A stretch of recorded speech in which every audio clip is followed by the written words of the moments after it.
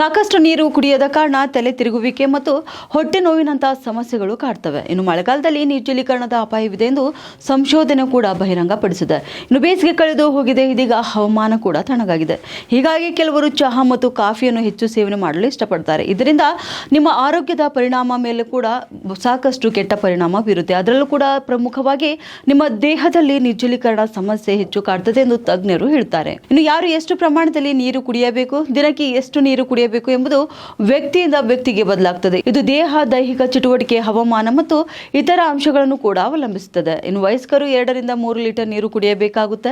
ಇನ್ನು ಕಡಿಮೆ ನೀರು ಕುಡಿದರೆ ಏನಾಗುತ್ತೆ ಅಂತ ನೋಡಬೇಕಾದ್ರೆ ಉಸಿರಾಟ, ಬೆವರುವುದು ಮತ್ತು ಮೂತ್ರ ವಿಸರ್ಜನೆ ಹಾಗೂ ಮಲ ವಿಸರ್ಜನೆ ಮೂಲಕ ದೇಹವು ನೀರನ್ನು ಕಳೆದುಕೊಳ್ಳುತ್ತದೆ. ಅದಕ್ಕಾಗಿಯೇ ಕಾಲಕ್ಕೆ ನೀರು ಕುಡಿಯುವುದು ಮುಖ್ಯವಾಗಿದೆ. ಇನ್ನು ದೇಹಕ್ಕೆ ಅಗತ್ಯವಿರುವಷ್ಟು ನೀರಿನ ಸೇವನೆ ಮಾಡ್ತಾ ಇದ್ರೆ ಸಾಮಾನ್ಯ ಕಾರ್ಯಗಳನ್ನು ಕೂಡ ಸರಿಯಾಗಿ ನಿರ್ವಹಿಸಲು ಸಾಧ್ಯವಾಗದ ಮಟ್ಟಕ್ಕೆ ನಾವು ತಲುಪ್ತೇವೆ. ಸೊ ಹೀಗಾಗಿ ನೀವು ಚಹಾ, ಕಾಫಿ ಹೆಚ್ಚು ಸೇವನೆ ಮಾಡದಿರಿ. ಶೀತ ವಾತಾವರಣದಿಂದಾಗಿ ಅನೇಕ ಜನರು ಚಹಾ ಮತ್ತು ಕಾಫಿ ಕುಡಿಯುವುದಕ್ಕೆ ಹೆಚ್ಚಿನ ಪ್ರಾಮುಖ್ಯತೆ ನೀಡ್ತಾರೆ. ಇದರಿಂದ ದೇಹವು ನಿರ್ಜಲೀಕರಣಗೊಳ್ಳಲು ಕಾರಣ ಕೂಡ ಆಗಬಹುದು.